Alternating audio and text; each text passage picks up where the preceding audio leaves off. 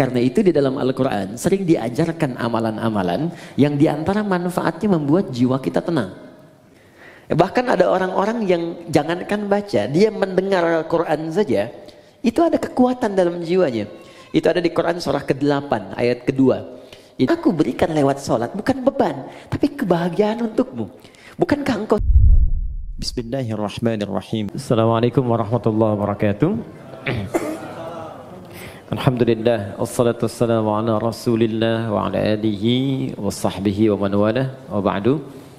Teman-teman sekalian, alhamdulillah kembali kita diberikan kesempatan oleh Allah Subhanahu wa taala untuk beraktivitas di hari ini. Semoga insyaallah hari ini aktivitas kita mendapat bimbingan dari Allah Subhanahu wa taala dan mudah-mudahan lebih baik daripada hari-hari sebelumnya. Ini penting saya ingatkan dalam setiap kesempatan supaya kita bisa mengoreksi dulu yang telah kita kerjakan, kemudian membangun visi baru pada hari-hari yang akan kita lalui. Demikian diajarkan dalam Al-Quran. Dan ini yang mempraktikkan sekarang menjadi luas. Bahkan banyak non-muslim yang mengambil manfaat dari ayat-ayat ini, kemudian dijadikan sebagai peta-peta kehidupan. Itu ayatnya sering kita hafalkan, bahkan dibaca dalam setiap kesempatan sholat. Namun tidak sedikit kemudian yang menurunkan itu menjadi detil bimbingan kurikulum dalam aktivitas hidup. Allah pernah menyampaikan di surah Al-Insyirah itu, فَإِذَا فَرَغْتَ فَانْصَبْ وَإِلَى رَبِّكَ فَرَغَبْ. فَإِذَا فَرَغْتَ فَانْصَبْ. Jika engkau telah menuntaskan aktivitas di hari itu, maka kemudian siapkan untuk yang besok. Kalau Nabi biasanya malam-malam tuh beliau evaluasi dulu. Istighfar, mengevaluasi kekurangan diri di rumah tangga, apa yang kurang, bergaul dengan tetangga apa yang harus diperbaiki, bergaul dengan banyak orang apa yang harus dilengkapi. Dari situ kemudian beliau istighfar sampai 100 kali, 70-100 kali. Padahal sifat beliau itu maksum, dijaga dari salah. Hanya apa yang dikerjakan Nabi, kata Allah, sesungguhnya itu bukan sekedar untuk pribadinya beliau, tapi lebih banyak ditunjukkan kepada umatnya.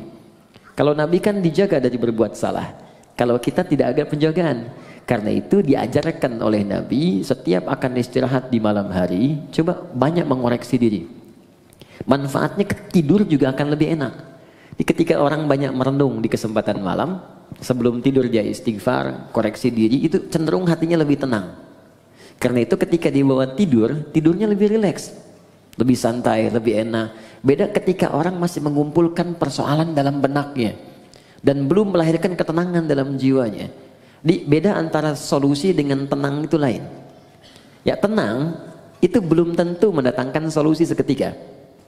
Tapi ketika ketenangan itu tiba, walaupun solusi belum datang, tapi jiwanya semakin nyaman. Karena itu di dalam Al-Quran sering diajarkan amalan-amalan yang diantara manfaatnya membuat jiwa kita tenang. Ya, contoh, Allah menyebutkan orang yang sering berzikir itu hatinya tenang. Quran surah 13 ayat ke-28. Ala bizikrillahi tatma'innul qulub. Kata Allah, ala, yakinkan pada jiwamu, aku informasikan dengan kuat, bizikrillahi, dengan banyak berzikir kepada Allah. Ba'nya di sini musahabah, membangun kedekatan. Jadi kalau orang mencoba dekat dengan Tuhan, ingin mendekat kepada Allah, dia banyak berzikir, tatma'innul qulub, maka dampak zikir itu akan berpengaruh kepada ketenangan jiwa. Nah, bagaimana cara berzikir? Diberikan detilnya. Baca Quran itu zikir. Makanya Al-Quran disebut dengan zikir. Quran surah ke-15 Al-Hijr ayat ke-9. Inna nahnu nazzalna dzikra. Kami telah turunkan Al-Quran sebagai zikir. Jadi kalau teman-teman sedang baca Al-Quran, itu ada ketenangan. Zikir di situ. Makanya silahkan kalau Anda tidak percaya, silahkan ketika Anda sedang gelisah, pekerjaankah di kantor, di rumah tangga ada masalah, alih-alih Anda kemudian adu argumentasi atau hanya menuliskan persoalan di media sosial, bikin status yang tidak kunjung tuntas, kenapa kemudian tidak Anda alihkan dengan berwudu, membuka mushaf, baca Quran? Ini jaminan. Demi Allah saya katakan, ketika Anda praktekkan, kata Allah saya berikan ketenangan. Ambil wudu, buka mushaf, baca. Walaupun solusi belum tiba, hati cenderung tenang. Bahkan ada orang-orang yang jangankan baca, dia mendengar Al-Quran saja, itu ada kekuatan dalam jiwanya. Itu ada di Quran surah ke-8 ayat kedua. Innamal mu'minuna alladzina idza dzukirallahu wajilat qulubuhum wa idza tuliyat 'alaihim ayatuhu zadatuhum imana wa 'ala rabbihim yatawakkalun. Orang beriman itu kalau dia disebutkan nama Allah ada getaran dalam jiwanya. Dan kalau dibacakan ayat-ayat Allah bertambah keimanannya dan semakin dekat hubungannya dengan Tuhan. Tawakalnya kuat. Dikata Allah kalau Anda nggak sempat baca misalnya atau kesulitan membaca, buka murotal. Teman-teman di jalan sambil Anda ke pekerjaan, ya, Anda ingin tenang, alih-alih mendengar atau membaca yang tidak jelas, buka murotal. Dengarkan. Minimal itu akan membawa ketenangan pada jiwa, kata Quran. Ada bacaan Quran, ada sholat. Sholat itu disebut zikir. Quran surah ke-20 ayat ke-14. Ya innani anallahu la ilaha illa ana fa'budni wa aqimis salata li dzikri. Kata Allah, saya Allah, tidak ada Tuhan selain saya, sembah saya. Cara menyembah saya, tunaikan salat sebagai zikir.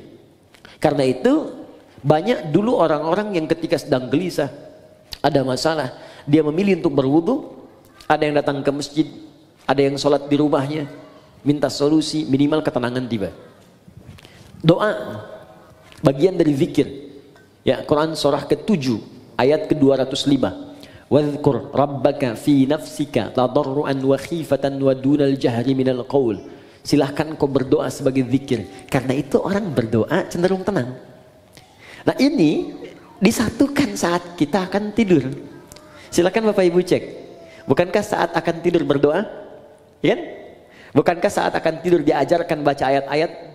Ya, kalau yang mula-mula diajarkan 3 kul itu Al-Ikhlas, Al-Falaq, An-Nas, Qul huwallahu ahad, Qul a'udzu birabbil falaq, Qul a'udzu birabbin Nas. Tambah ayat kursi supaya tidak diganggu oleh setan saat tidur.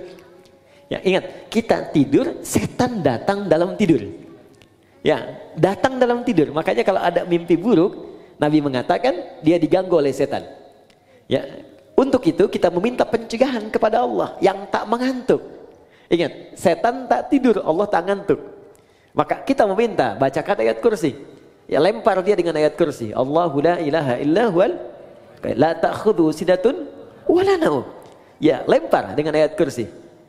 Tidak cukup dengan ayatnya, dengan kursinya sekalian. Ya, ya, bacakan itu. Kemudian ada yang sholat kan? Sholat dulu sebelum tidur kan? Ya, Nabi mengajarkan witir atau 2 rakaat sebelum kita tidur. Supaya apa?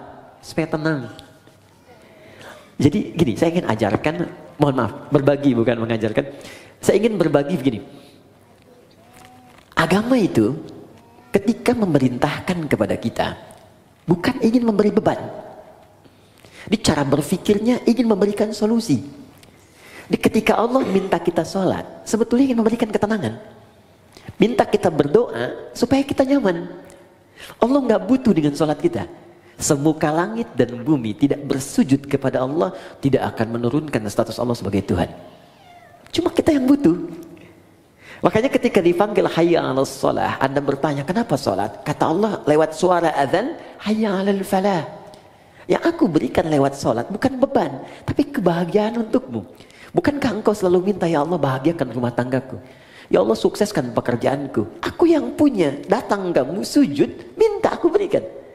Karena itu di pertemuan terakhir kemarin kita memohon kepada Allah saat duduk di antara 2 sujud, minta banyak permohonan.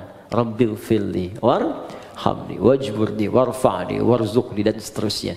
Minta kasih sayang, minta perlindungan, minta rizki, minta rahmat, minta kesehatan, dan seterusnya. Karena Allah yang punya. Pertanyaannya, kenapa banyak orang meminta dalam sholat kemudian belum ada yang terkabul, atau 1 dari sekian banyak belum dicapai? Boleh jadi ada yang belum maksimal dalam sholatnya, atau ada dari bacaan dan gerakan sholat itu yang belum dipahami dengan baik, sehingga maknanya tidak teresap ke dalam jiwa. Karena